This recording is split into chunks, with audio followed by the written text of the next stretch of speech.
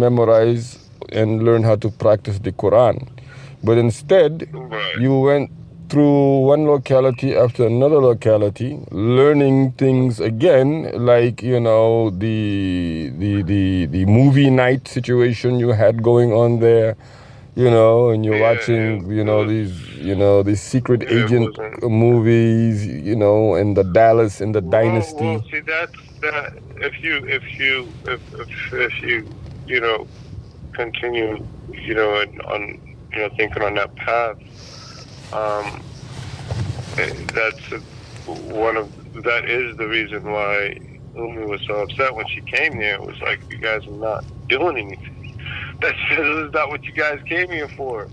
So she was just like, And yeah, as Umi, you mean, when you say Umi, you do mean Malika Mauna Muhammad the First. oh yeah. I mean, yes, that may have been the case, Well, actually, Antoinette Brown. right? AKA Marie Antoinette Brown, we understand. But after all, her plan was for us to go to Africa and to study the Quran, understand how to apply it, and come back and teach it to others.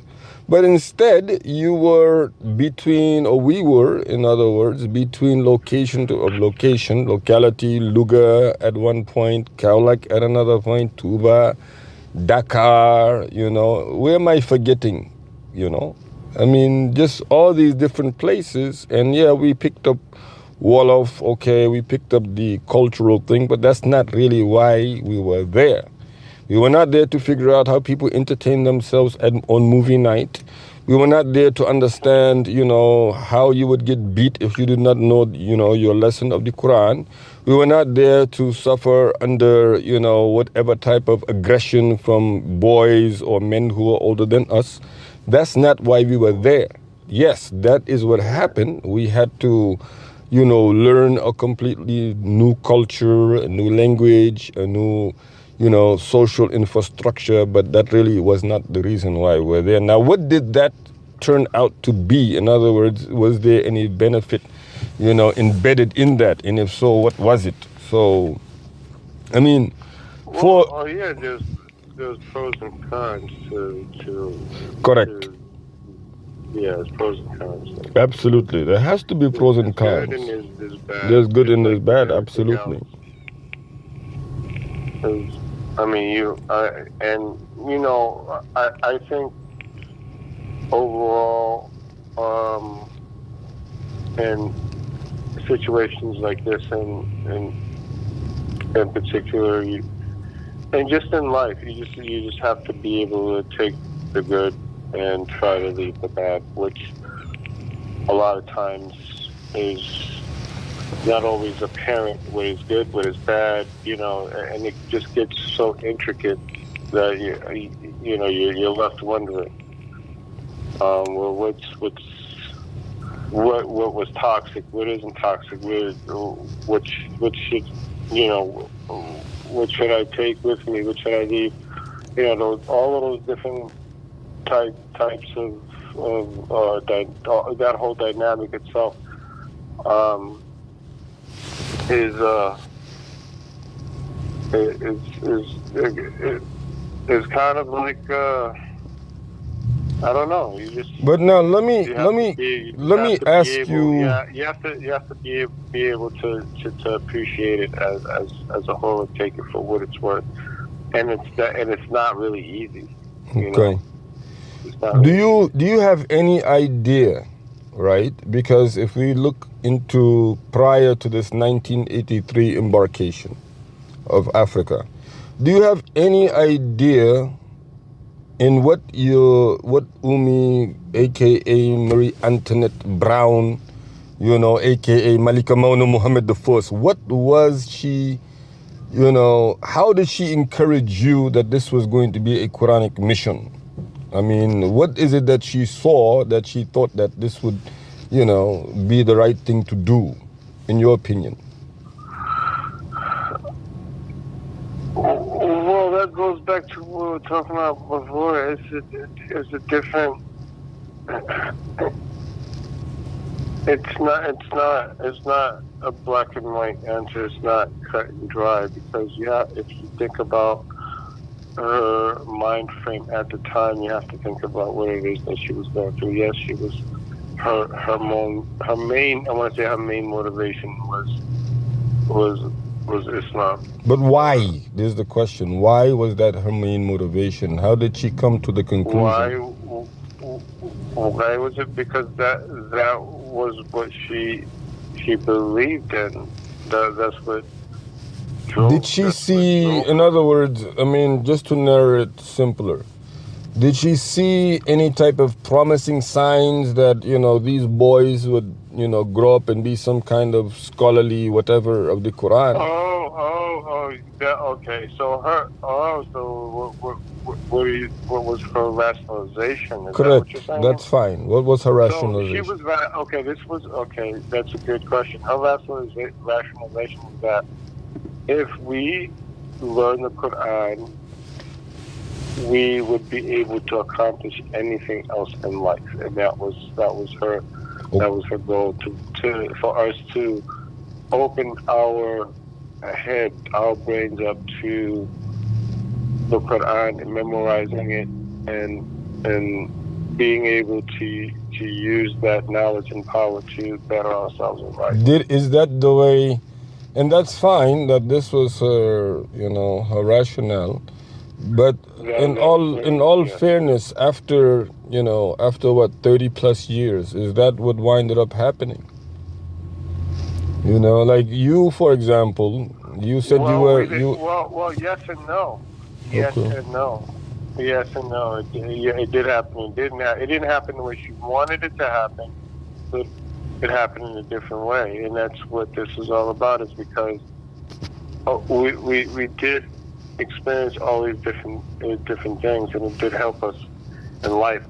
I really think that if we did not go, the three of us, if we didn't go to Senegal when we did, I think we would have been in a lot of turmoil here, worse turmoil here in the United States. So it was kind of like an escape and a blessing in disguise. Okay, trouble. Why do you say trouble? What kind of trouble? I don't think. Hold on. I don't think she was stable enough mentally, emotionally. Definitely, she wasn't stable enough financially to be able to support the three of us without putting herself in a position to be, like finding a man to help. You know what I'm saying? So it was like a desperate situation, and she couldn't do it by herself, and that's what the direction that she was going into. Right at the time that she met Mustafa Mbake, if you don't remember, like she was with that guy in Queens, and he was never there. Whatever, he was always gone, and we were living in Queens at the time, just us and him. I mean, and her. And that's when she was, he was telling her that she needs to go eventually. And she didn't have anywhere else to go. So when she met him, he was like, okay, well, I'll send your kids over, So it was a convenience thing. It was all in one because we were about to basically be home. Let's take a step back because there is something that I think there are two things. Number one, she liked telling a story. I don't know if you heard this story where, and one of us, meaning one of her sons, was so young, and was it all of us or just one of us who was just really, about reading the Quran and reciting it, when she was trying to go to bed or whatever? Was there such a case where she just thought one of her sons had the Quran in him at a very early age, like 3 or 4? Wait, say that again? In other words, was there any of us who showed promising Quranic, futures, like we were reciting the Quran, or, we were begging for it to be recited to us at the age of 2, 3, or 4? Was there? Yes. In other words, she says like one of your brothers used to ask to recite Surah Bayyina, Umu Bayyina. Does this make any sense? Yeah. Well, yeah, that, yes. Yeah. You showed a promise of wanting to learn the Quran at a young age, yes. And how so? Yeah, you were reciting it, and then you asked him for Surah Bayyina a lot because it was being recited like we were learning it. Rashid and I and someone else, I don't remember. Someone's kid, I don't remember. But as a baby, you were a lot around us learning it. Okay. I remember Quranic lessons, Quran school. Do you also so that you clarified? You have to remember that when she left, she found Islam when she left the United States with your dad and went to Africa and the Middle East and did all of that. That's where she really found Islam. Okay. Because before she hadn't found Islam with my dad, because they had met at Yale. And then after, she got pregnant and they separated or whatever, he went back to his wife and left me and her. She went, she dropped out of, no, she didn't. She was already out of Yale by then. So she was already out of Yale, when she met my dad. But Yale as in Yale University. Yeah. Okay. So she had got the full scholarship there. And then she got pregnant with Abdurrahman, and then she dropped out. And then they had whatever, and then she met my dad. Around the time, so she went back to Yale. And Abdurrahman was with his father, living with his father. She went back to Yale and met my dad and got pregnant with me, and then I don't know, she left and met up with your dad after that. She had me there and your dad kind of adopted me with his son and everything, and then whenever they left, they went to the Middle East, and then that's when you were born, when she was born. Okay, there is a lot of there's a lot of questions about where or how it managed to be that you're born in the Middle East, but then you have New Jersey on your birth certificate. So we'll probably I think all of us were born in the Middle East. You think that everybody was born in the Middle East? I mean, for one, I'm sure of that because she left when she left in 71. Okay. I asked Grandma when she left in 71. I asked because I wanted to be sure. She said she left in 71, and I was born in 72. So okay. Okay. But she said she left in the middle, like after the school year in 71. So that makes a lot of sense. Okay. But of course, I mean, the grandmother was not in touch between 71 and when, you would say, from 71 to when was she next in touch with her? Because that's another, that's another. Came back in 80. Wait, no, 70 was. It's kind of hard to piece. I'll say from 71 to 80. Okay. 81. We're gonna get back to that because that's really because Rashid rahimahullah again, somehow, some way, he was confident that he had discovered the fact that he was born in Lebanon. He was, in fact, claiming to be a Lubnani. This is what he said. Yeah. But well, I know you weren't born in the States. the whole thing is that was I born in the States? No, I mean, that's what, see, that's again, I mean, some of those things we just have to put on hold because even your papers say that you were born in the States. But there's no way that I was born in Newark, New Jersey, though, because No, in well, Newark, New Jersey- I hold on. I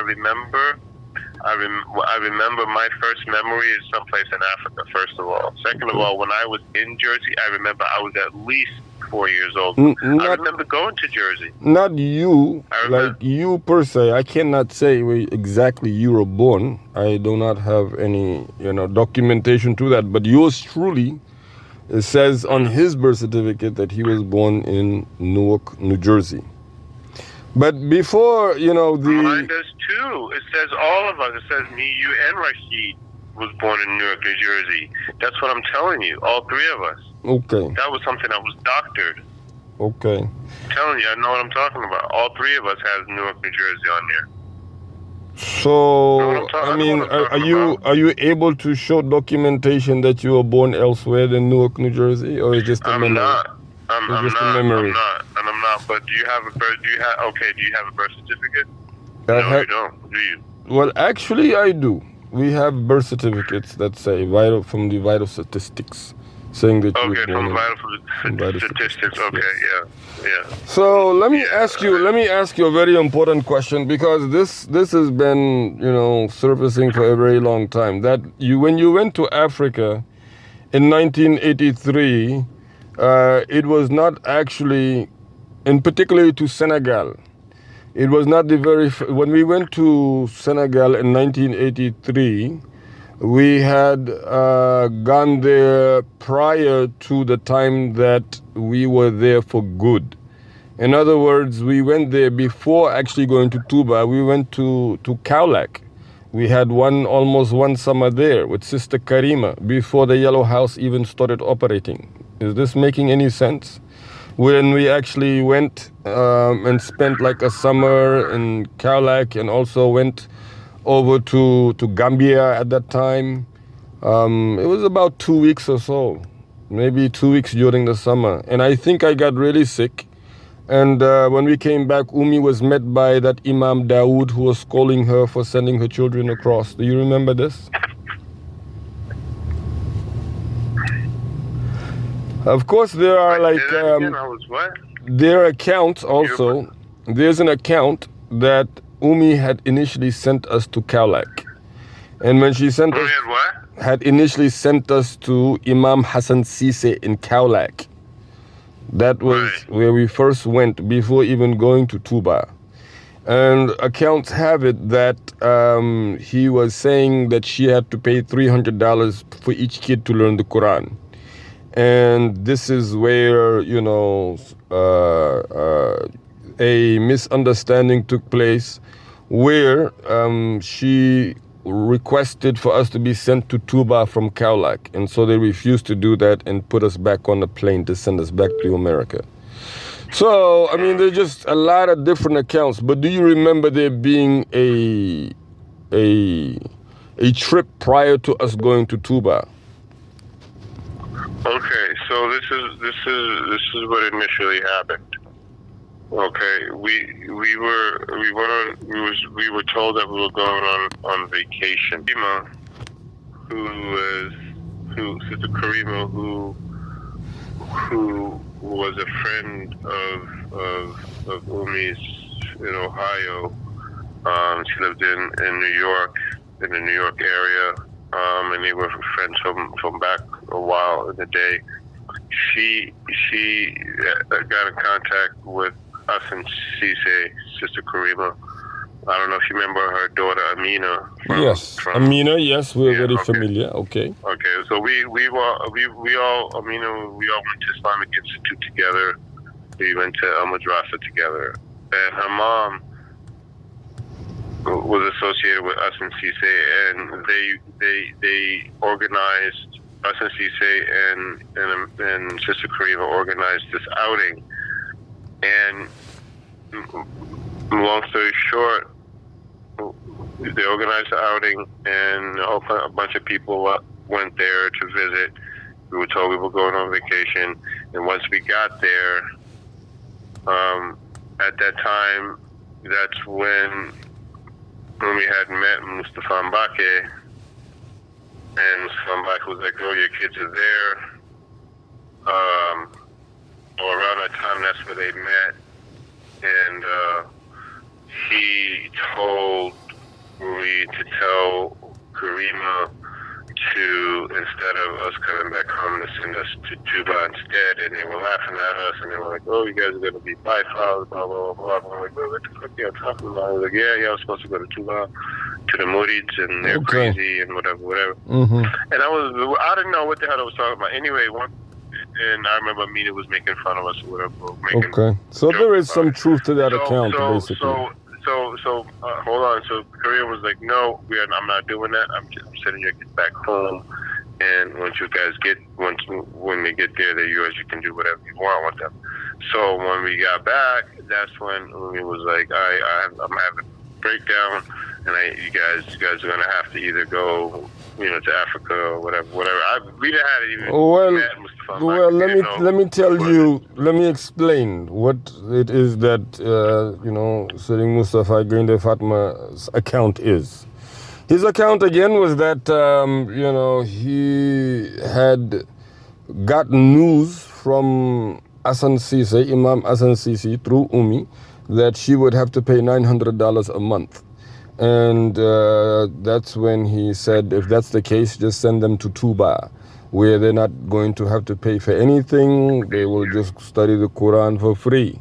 And when she told them to do that, they said, no, we would rather just put them back on a plane. And that's when they put them back on a plane and sent us back.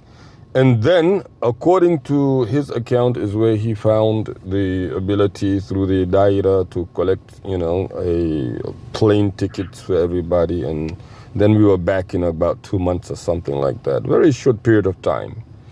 I mean, it's not easy to really go through all of these things, to be fair, because it seems as if the more we go through them, Umi, unfortunately, and I being, one who will be the first to say, unfortunately, even if, as you mentioned, if it did turn out the way, not necessarily the way she wanted it, but it still turned out well, she still was not satisfied by that. And she really did want, more and more, or, just for it to be a certain way, it had to be the way that she had wanted it and continuously wanted it, basically. This Islam, and make sure you're propagating it the way that, you're supposed to, or whatever have you. But again, that is practically all over the place, because, we learn this culture, we learn this French, we learn this thing about, spy movies, and this other one about mercenary stuff, things of that nature, Dylos and Dynasty. So where did you expect them to get if this is what they had? What did you expect them to produce? If when they went there, they got the same movies that you got in the States. They got the same, treatment, if you may, from bullies, just like you were mentioning in the last time about these bullies that were there, the elders picked on the younger ones and what have you. So it's kind of hard at this point to say that, okay, you guys didn't go through anything whatsoever, which you actually did. You went through a lot of different, hardships and atrocities to a good extent. So then to come back and say, well, you did it, but you still did not do it the way I wanted you to do it, So, but, again, as more we go back and just kind of reflect as to, okay, so what does all this mean today? How does all of this catch up to the, infamous Quranic revolution, and what does it have to do with it? Well, I mean, just look at what drove her to begin with. And then what it is that, we underwent the entire time we were there, So now what, you see? This is the importance of the probes, the secret probes, fact-finding mission. But alhamdulillah, I mean, it's good stuff. We will get, we're going to get as much information out of it, inshallah, put it to good use, Inshallah. Well, I think we can wrap it up for there. I think we can, close it off. And then if anything else comes to mind also, inshallah, we're going to have to bring those up as well. Yeah, absolutely. Inshallah, man.